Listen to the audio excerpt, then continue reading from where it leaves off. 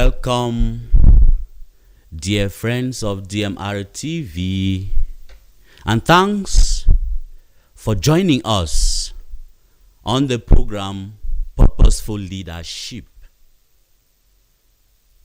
Our last edition, we were looking at the leader's relationship with God, and we saw that for a leader to be successful in his mission, he is obliged to branch himself, or he is obliged to have a deep relationship with God. If not, his leadership will observe a lot of chaos and disasters. And for him to succeed, he needs to have a deep relationship with God. And today's edition, we will be talking about a leader is chosen by God. A leader is chosen by God. Thanks for coming. Before we plunge ourselves in today's edition, I will beg for a musical interlude.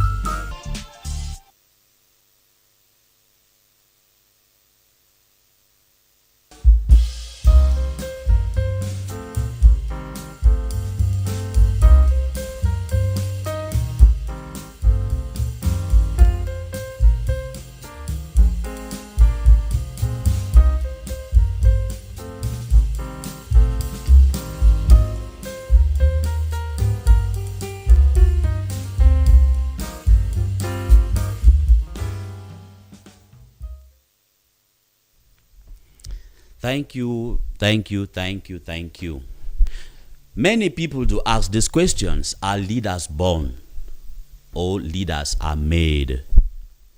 Today we want to talk about the fact that a leader is chosen by God. And we are told, I want my listeners to understand that being or becoming a leader is first and foremost an election, a choice made by God, even if it involves human mediation. Human mediation here is, we are talking about an election where we have to choose someone who will be at the head of an association, of a family, of a group, a movement, or a country. And the question yesterday, when I was talking with someone, he asked me this question: Father, when you say leaders are chosen by God, and we see that others are there and their mandate, their leadership is experiencing a lot of challenges, what can you say? Is it that these leaders are chosen by God when people die, when people are facing a lot of challenges, when there is a lot of misunderstandings? Are these people chosen by God? And I told him, my dear brother, it is because some of these leaders have forgotten the place of God in their leadership. Because when you are elected, you need to copy from the leader par excellence. You need to have a deep relationship with God in order to succeed in your mission. So it is an election. It is also an agreement. It is also a consensus. It is also an appointment and a succession, and many times and many others. In the book of Genesis, we are going to be talking much with biblical foundations. In the book of Genesis, Jacob received from his father Isaac the blessing intended for Esau, Confess Genesis chapter 27, verse 27 to 33. And he became chief or leader, ruler, thanks to his intelligence and strategic ingenuity of his mother. Confess Genesis chapter 25, verse 19 to 34. And again, chapter 27, verse 1 to 40. We also see that Solomon succeeded his father David as ruler or king of Israel and of Judah, thanks to the support of the priest Zadok. Benaiah, the prophet Nathan, Shimei, Bathsheba, and David. Compare 1 King chapter 1, verse 11 to 40. Because the governing of the world is in the hands of the Lord. It is therefore the Lord who chooses the right person at the right time to govern his people. Confess Sirach chapter 10, verse 4. And God also allows these leaders he has chosen to sit at his right or his left. Confess Matthew chapter 20, verse 23, and also Luke chapter 14, verse 1 to 11. In the Old Testament, it is the Lord who empowered man to lead his people. We are told that it is the Lord who empowered man to lead his people. And we'll see that with many of our examples, biblical leaders.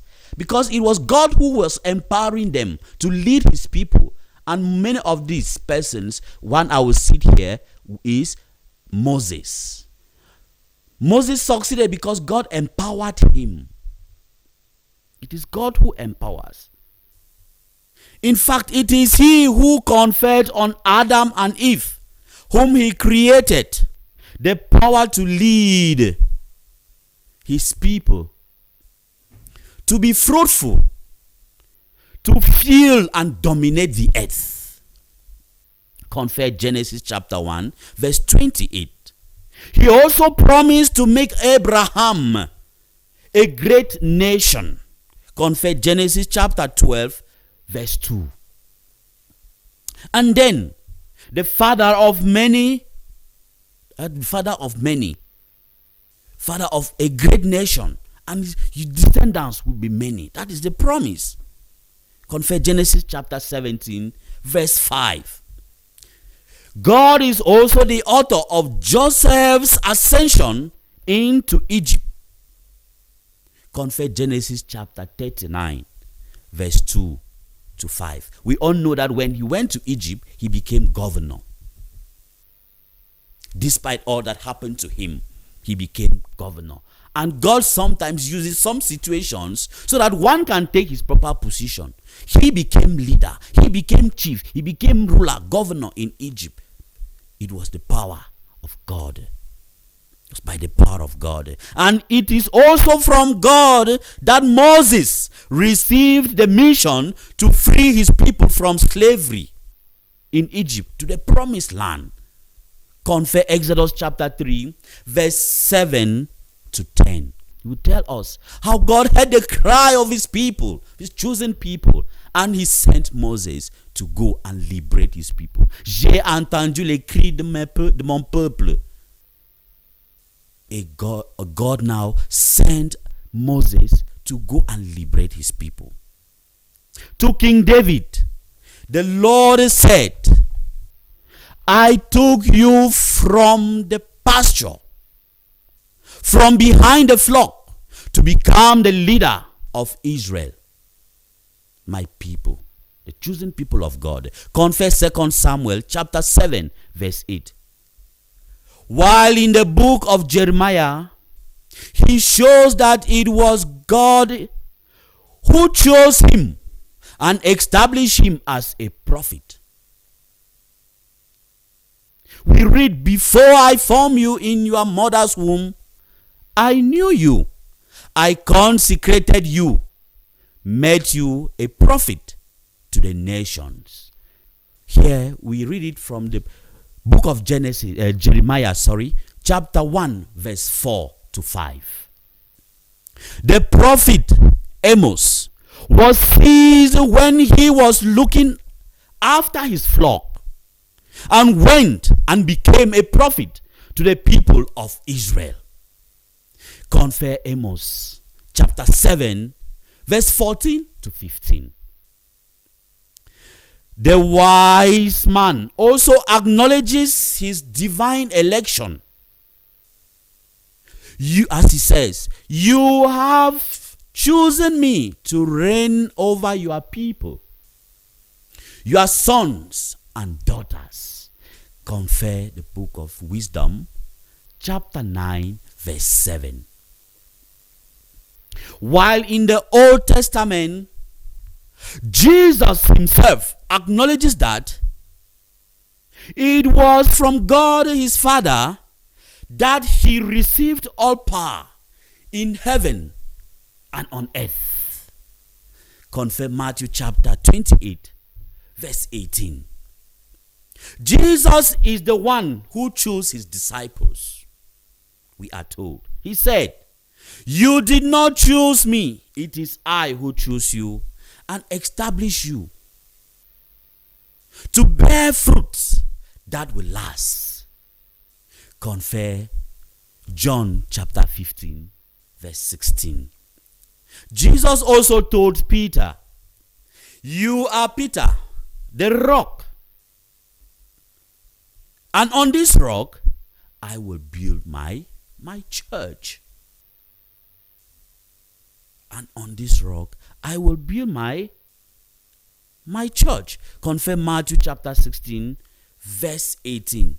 And he was confirmed in this charge, as Jesus said, feed my lamb, feed my sheep. Confirm John chapter 21, verse 15 to 17. We also see with St. Paul, who is one that God chose to bring his name to the nation.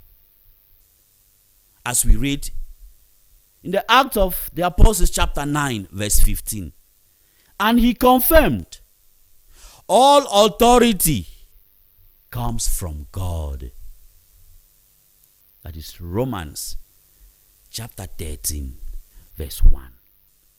Therefore, my dear listeners, after this biblical foundation, we come to an affirmation that being a leader, you must have been chosen by God before that passes through the mediation or the election of human beings. God is the one who chooses who to become a chief, who to become a leader. He chooses us as leaders and appoints us. We have heard from these biblical foundations how some were taken after their flocks, how some were taken from one thing or the other to become leader. He chose them and established them and empowered them. In this case now, they are supposed to relate, to have a deep relationship with God in order to succeed in their mission. For example, see that when Moses was leaving the Egypt, there was a point where the people were in serious need of food. What did he do? He pleaded. He talked with God. He became the mediator. As he was, God listened to him and provided for his people. Our leaders are supposed to copy from these biblical leaders such that their mission can be successful. If not, they will be failing and they will not attain to the expectations of the nation, the group, the association, the company, or whatever charge they have been entrusted, or the people entrusted to your care. They will not succeed to satisfy them. We are told in the Bible that cut off from me, you will not live. And so these leaders we who are called to be leaders, we are supposed to have a deep relationship with God because He chose us and established us. We are also going to look at some of those areas where those who did not or who were not chosen by God in the Bible went in and forced themselves to be leaders. You will see that they failed in their mission. Nevertheless, while a leader is chosen by God, there are also many false leaders who have claimed to have been chosen by God in sacred scriptures.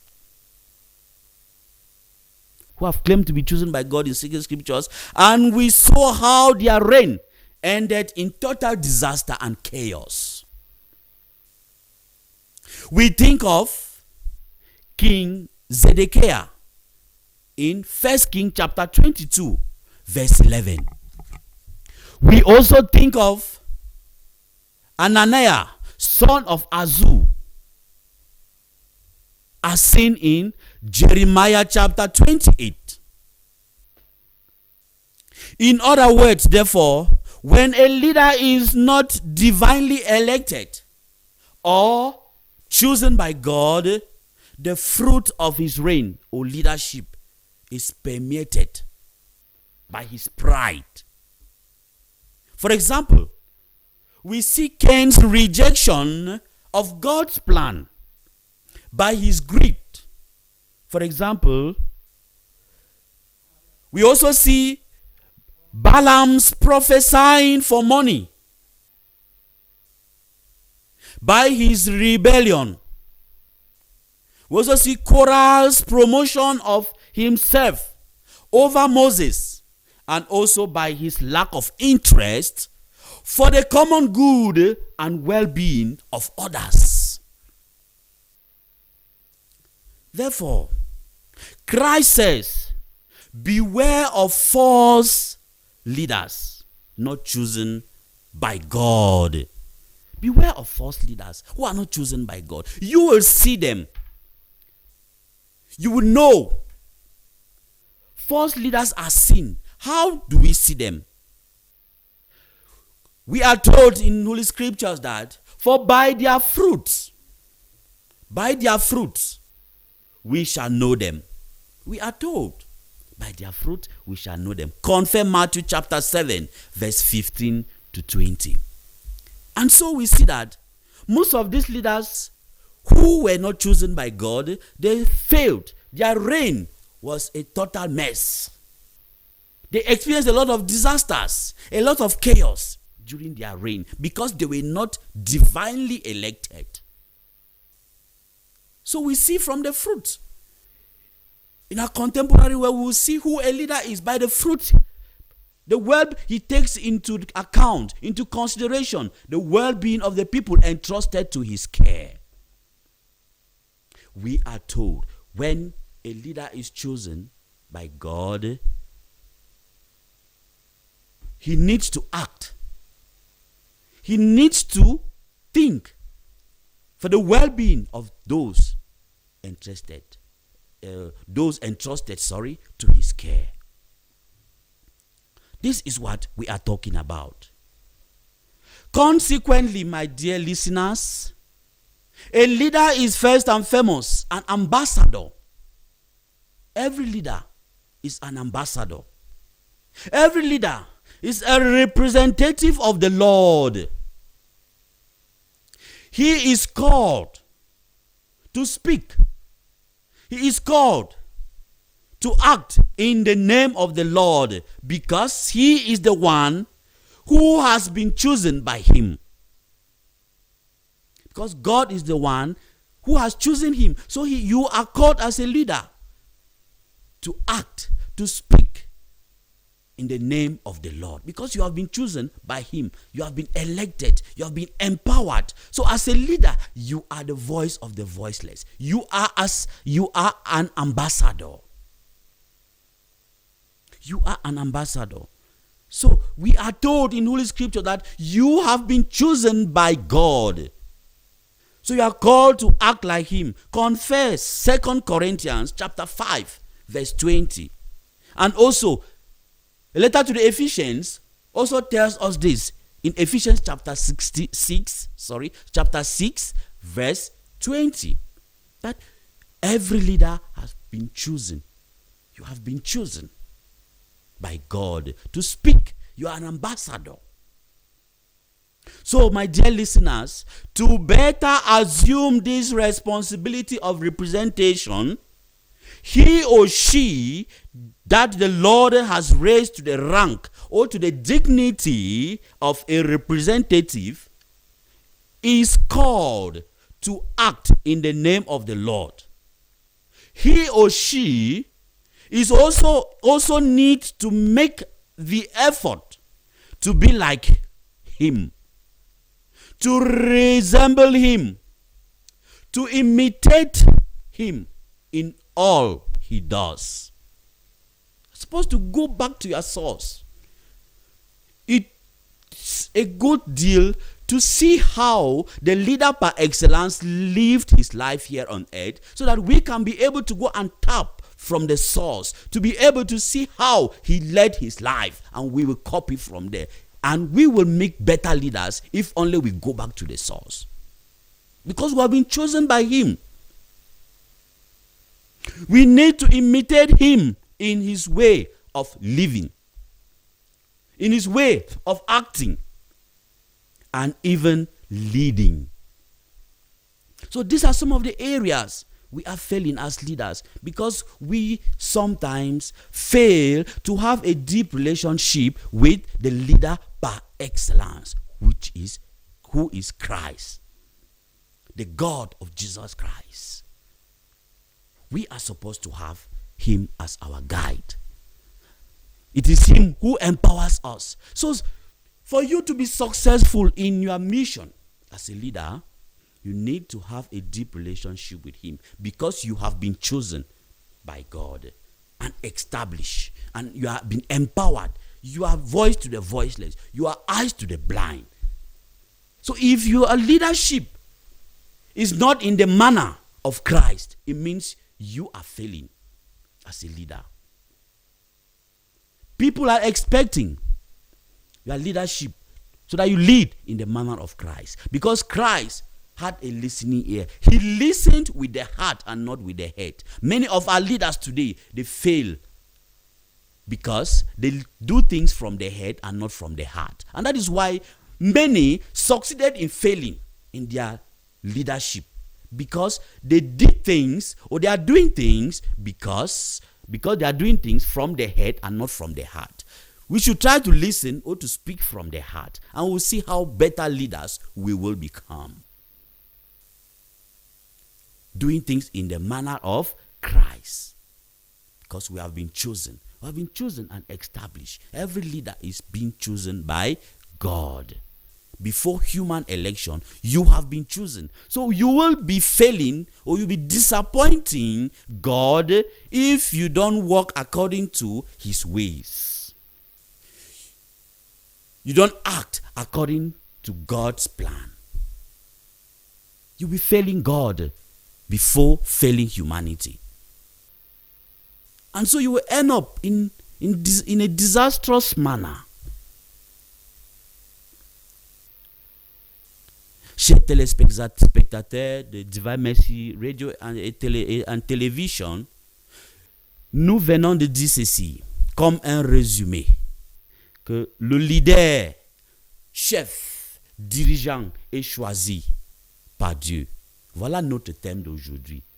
Il était question pour nous de savoir qui choisit les leaders. Mais il est très clair et affirmatif que chaque leader, chef et dirigeant est choisi par Dieu. Même si cela passe par la médiation des hommes, mais il est d'abord choisi par Dieu. Chaque leader est choisi par Dieu.